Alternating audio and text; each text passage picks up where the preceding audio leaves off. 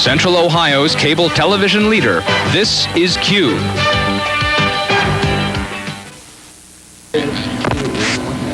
"30 seconds. Boy, it looks like they're on the money. Next, we'll be fading to black, then we'll roll V1 and fade up on V1, sound on. What was it when by WC Field? Stand by with Columbus Live open cart. If at first you don't. 15. And 10. Ready to fade to black? And fade to black. Ready to roll V1. Roll V1. Ready to fade up V1. Sound on. And fade up V1. Sound on. Ready to dissolve to 1 with open music under mic and EQ. I need some monitor. Fold back, please. Ready to dissolve 1 with open music under mic and EQ. And dissolve 1. Open music under mic and EQ. Good evening. Ready 2. Columbus Alive. Tonight, you're going to be able Take to 2. get your tic-tac-toe skills. Ready 1. Columbus man who went on the program Tic-Tac-Doe. Take 1.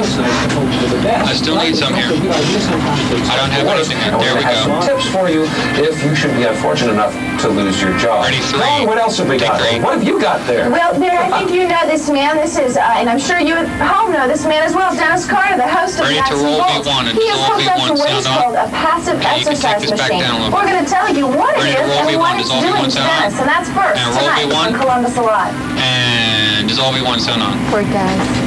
Okay, 2 has a 2 shot. 1 starts a pan at Dennis's feet. 3 has the guest. Good. Sounds good. I gave to Burton. I hope he got loaded. He did. He's got it. Open that too. I'm opening on a shot at Dennis.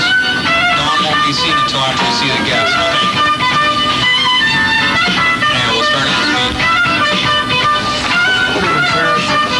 Grid is all K2 color rotate. And it's all K2 color rotate. Change 0 on K2. Oh man, yeah. Ready to dissolve 1 clean with music under mic and EQ. Ready to dissolve 1 clean music under mic and dissolve 1 clean music under mic Q. No, we are not making monsters here on Columbus Alive. You all know this man. This is the hub. The Olentangy facility is the production facility. We're also the head end for the system and master control for the system. But mainly our job at Olentangy is to produce the programs that go on QUBE. The production staff is the creative side, so we've been led to believe for many years.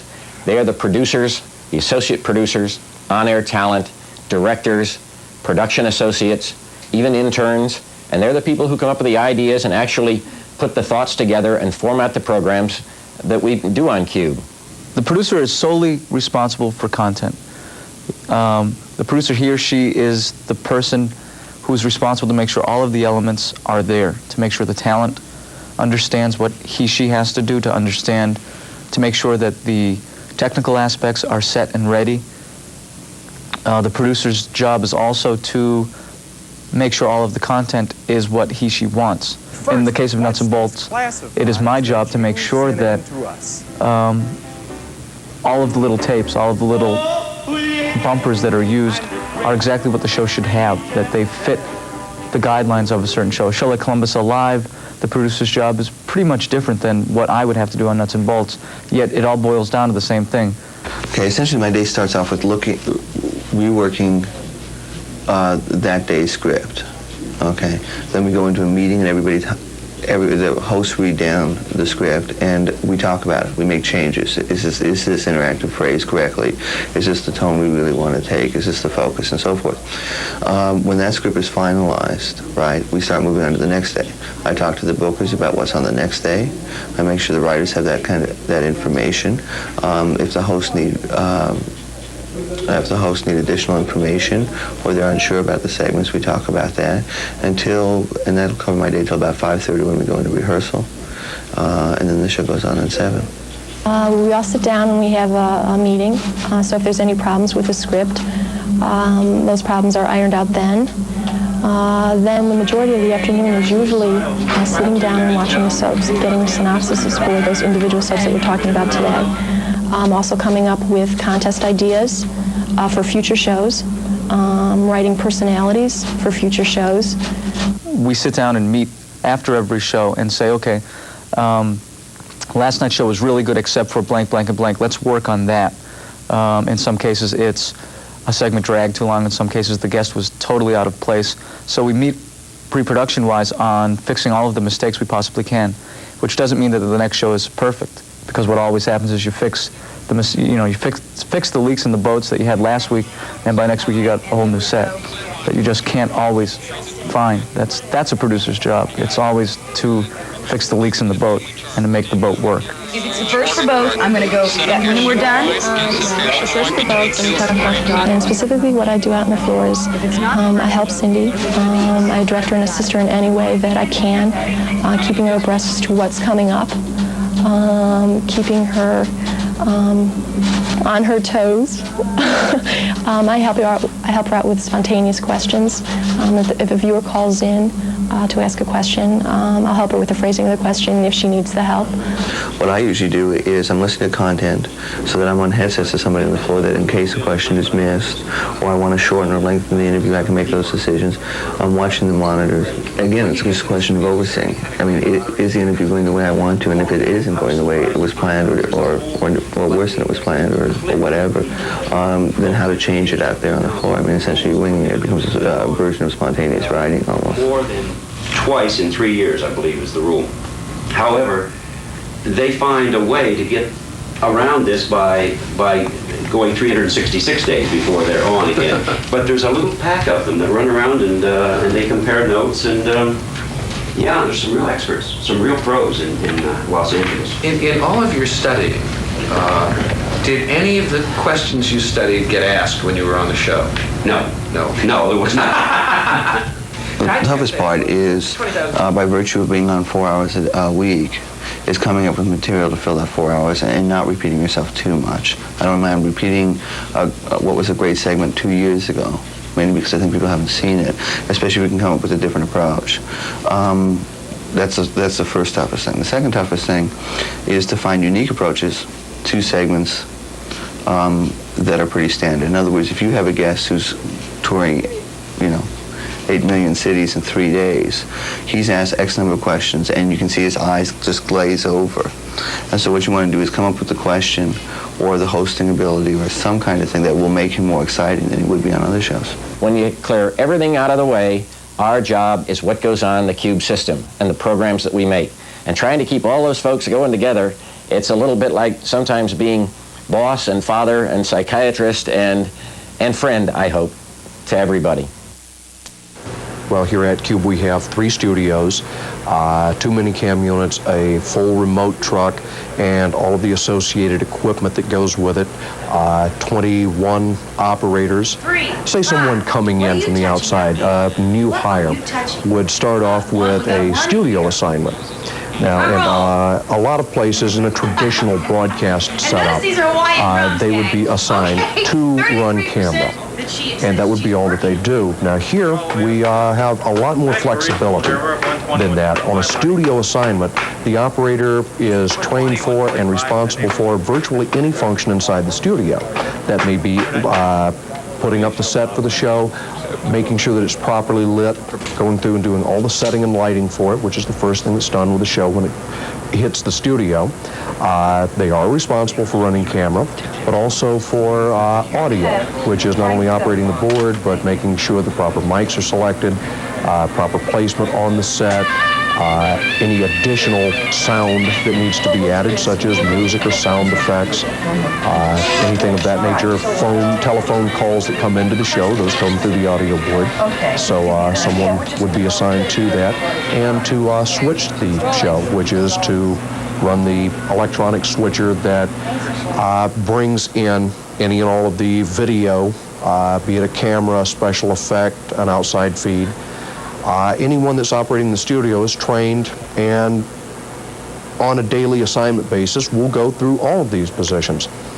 Now we also have assignments to editing, in which the operator edits all day long. We have all the way from a cuts only editing, which is just to put cuts together in order to form either a full half-hour, hour-long program, or maybe it's just for roll-ins for a particular show. All the way up to then in full effects editing, which is combining, cutting different pieces of tape inside a full control room setup, really, so that we can combine any number of cameras, art cards, special effects, and with the tape that's brought in, can roll 2 or 3 tapes at one time to match them together, and gets very complicated. That's something that an operator normally moves on into after they've had a little more time in the operation. We also have Minicam, with basically remote or portable television setup. They are responsible for doing all their own lighting, their own shooting, their own miking. Everything is brought back into the studio by 2 people as a basically complete package, be it just a complete interview, one-on-one like you and I are doing, or possibly covering an event downtown, because you only have 3 rounds something to like prove that. how well you can do For it. each of these positions, we have to make sure that people are properly trained, that their talents are taken into consideration, and their wants and desires as far as what they would like to do in the business with their career. All that's taken into account.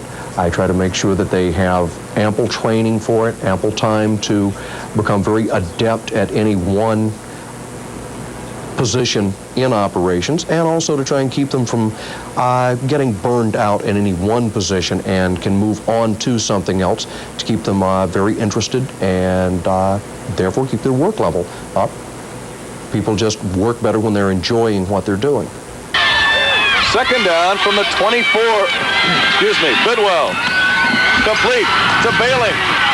Go get him tight one. Zoom in all the way. Ready, 1. And take 1. Follow him back. Gets inside. Ready to wipe to the replay. Ready, key K1. Key K1. Ready to lose it. Ready, wipe replay. Lose it. Wipe replay. Start it. Here it is. Because ready, key K1. Speed it up. Steve Bidwell has really got the fever tonight. Speed to it put up. the ball in the air, and you see him dropping back ready to on freeze the it. rollout pattern. Freeze it. Ready to wipe to 2. Wipe 2. 4 receptions for the senior tight end.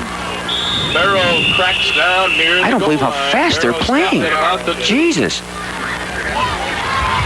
And it'll be 2nd and goal. Dublin has already cranked out 7 first downs in the first quarter. There is no score. We have 5.5 minutes to play in period number 1. 3, give me the other regular season high school white bench. game of the week. But next week, we'll be covering the playoffs. More about that later. Bidwell to Falk. Into the end zone. Okay, ready, go get him 1. Ready, 3, take 3. Ready, 1, take 1. Ready, key K1. Key K1, ready to lose it. Ready to wipe to the replay. Lose it. Wipe replay. Start it. Here it is. Yards, and he adds 3 more to that total tonight. Steve, give me a 2 and a 1 minute cue every quarter, please. Ready to key it. Key it. Ready to freeze it. And but look at the sheer drive and power. Freeze. Lose the key. Wipe back to 2. 1, set up for your kick, please. ISO 1. Save that. Okay, roll past a little bit. Okay, go into record. The first diving handoffs I've ever seen. Ready, 3. Take 3. It's good. Ready, 1. Take 1. Stand by the key K1. Key K1. Cue up the touchdown. Ready to lose the key. Dublin 7. And lose the key. Ready to what? Cue it up. Ready to wipe replay. Freeze it. Here's the touchdown. Wipe replay. And start it nice and slow. Look at the touchdown again. Watch how close this almost Officials. becomes a fumble. Yeah, we'll try to get those. On the other hand, how close Bidwell comes to being down on 1 knee before the handoff is made. Come back with officials if we have time. I think we probably will. We will. Come back. Good 1. effort by number 34. Ready to wipe to 2. The drive here Ready to freeze it. 2 of the Bobcats into the end zone. And freeze. And wipe 2. Stand by key K1. Key K1. Ready, change. From Dublin. ISO 3. He is the number 4 change. rusher. Jim Miner to channel 1. Now there you look at the officials. Change. They always have a tough Ready to job lose the in key. every football game. And lose it. Ready, 1. 99% of the Take time. 1. Okay, 2. Right. Tighten up a little bit. 99. Ready, 2. Hand left 2 a little bit. But that's not bad. Oh, 1. What are you doing? What are you doing? Take 2. Take 2. Dublin ready to kick off now. 1. You were hot. I had to get the kicker. Well, you wait till I get off you before you don't swish pan across the field like that.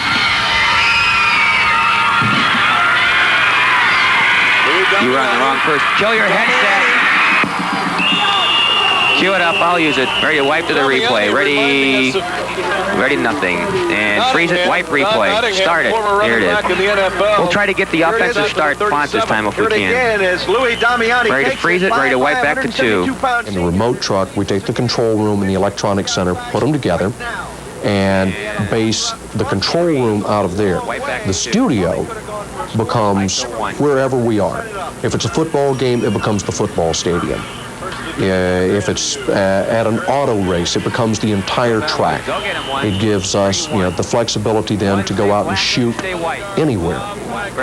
So most of the difference comes in having to set up your studio from scratch, on the spot, in a short amount of time. Watch here, he looks, but he thinks better of it, and his tight end cannot get ready, free. KK1, ready to wipe back number 84, to 1, Alexander saying, give me the ball. Ready to freeze it, freeze it. KK1, ready to lose it, ready to wipe to 1. Lose it, wipe 1. Ready 2. The traffic function is to take all of the programs that we schedule, put them together on a log, and make sure that that log then goes to master control so that all the programs appear on our channels at the proper time and when they're scheduled to appear. Master control then takes that log and they see that the satellite services are incoming and going out onto the system properly, that the right programs are being aired when they should, that the right movies are being aired, that the movies are going from reel to reel whenever they should, and generally being our quality control factor for the system. The traffic department is responsible for all of the program scheduling on all 30 channels, the FM channel scheduling, all videotape library activities, all metadata and wire services content and operation, premium billing information, commercial advertising scheduling, FCC reporting of copyright information, satellite and microwave scheduling, and basically making sure that Master Control has all of the information they need to run the system, and that comes from us, from the information that we're giving from various units ranging from Columbus to New York to wherever. This equipment, if you'd like to take a shot of it, is part of our FM service, and it's 3 channels that we play back continuously 24 hours a day, no commercial interruptions. 2 of the channels now come off the satellite, classical and the beautiful music, but what we have operational in Master Control is the country, soft rock, and album-oriented rock. I'd like to take you over here, show you the Master Control position.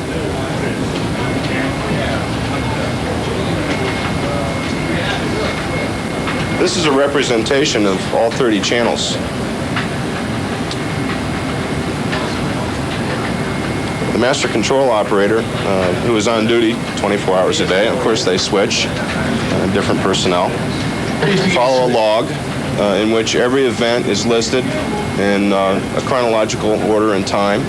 There's some 400 changes in an 8-hour period.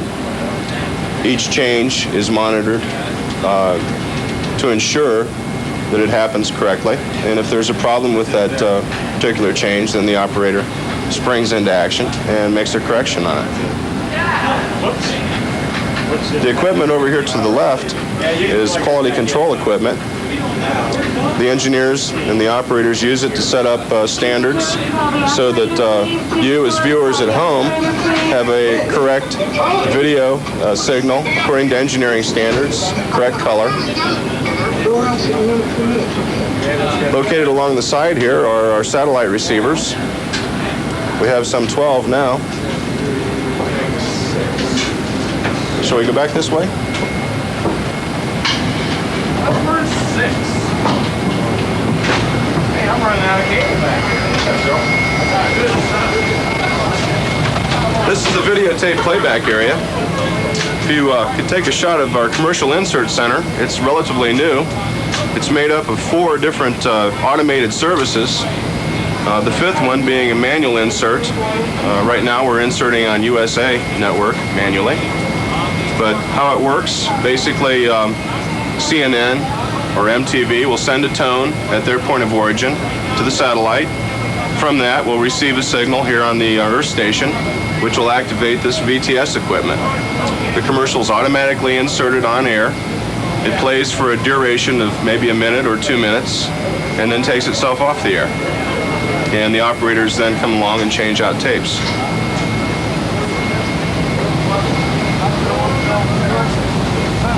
This is a videotape playback area. We have 12 operational racks right now. Each rack basically is one channel. There are 3 machines in any given rack. We're able to sequence from one machine to the next without any interruption in playback, so that you can see a movie completely through, providing there are no technical problems, in continuity.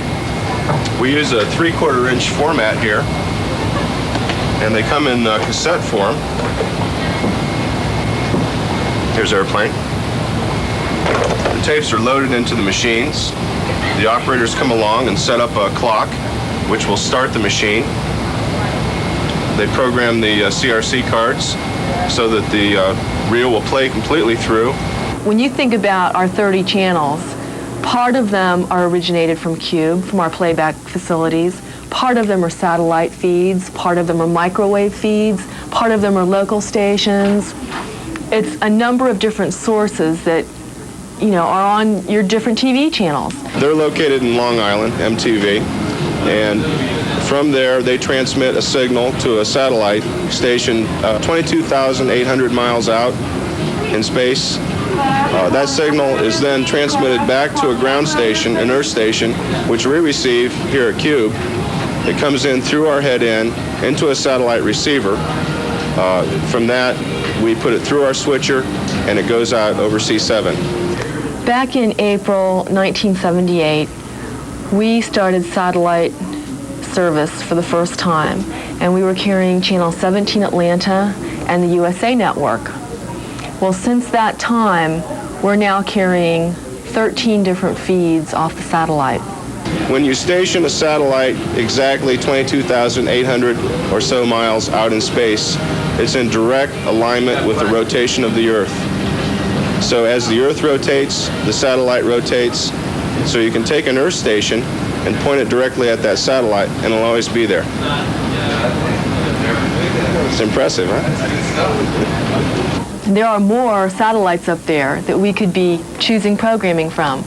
So when you think of QUBE and 30 channels, it is already an old system. You know, all of our new systems are coming up with 60+ channels, only because the product has increased so incredibly since we first started back in 1977.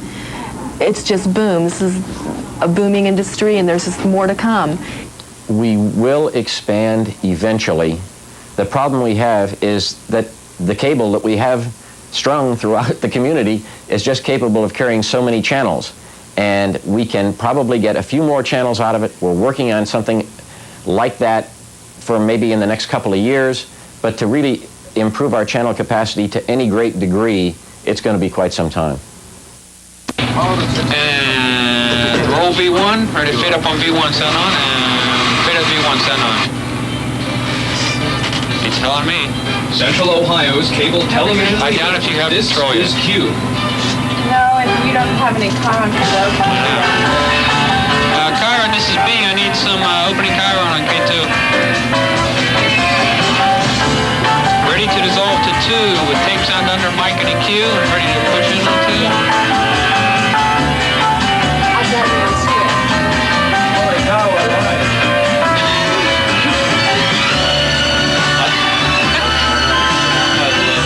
Ready to dissolve to 2 with tape sound under Mike and EQ.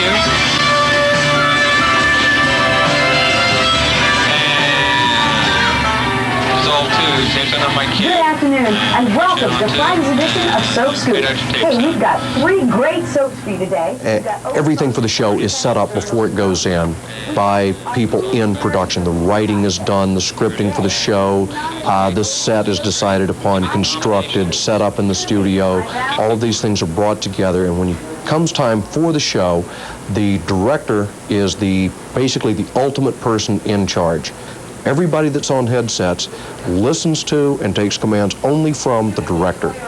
He is the commanding general. He knows everything that he wants, or should, and starts making commands on that. The reason that directing live shows is so hectic is, first of all, because it is live. The show starts at a set time. There's nothing you can do about that, and you have to be done at a set time. And that's just the start of it. Everything else is supposed to go exactly in order. We play it right here, so stay with us. And dissolve effects, start up full. Ready to roll V1. And roll V1. Ready, dissolve V1, clean sound on. Dissolve V1, clean sound on. No, she said in the meeting that last answer would take about a minute at the time. The what? Running my heart out. What? That reminds me of another time I ran my heart out. Okay, everybody at home base. Good on K2. The fact that we get so tense in there and so pumped 45. is that everybody knows that there's it's live. You make mistakes, and mistakes always are happening on shows. I'm convinced that a lot of the mistakes that happen in control rooms go unnoticed by viewers at home. Because I've had shows in here that were real abominations, but I've gone home and watched the replay, and it didn't look nearly as bad. And I will be back in Spin just your a card, minute. bring it under, ready, dissolve K2, 2, card full, dissolve K2, 2, card full. And pan left, demo downlights down. A lot of the jargon goes along with this industry just like any other business.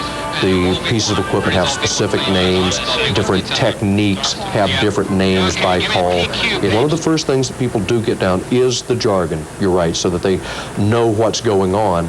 By the time they've worked on it and worked with a director on several shows for any length of time, it becomes like a string of very simple commands.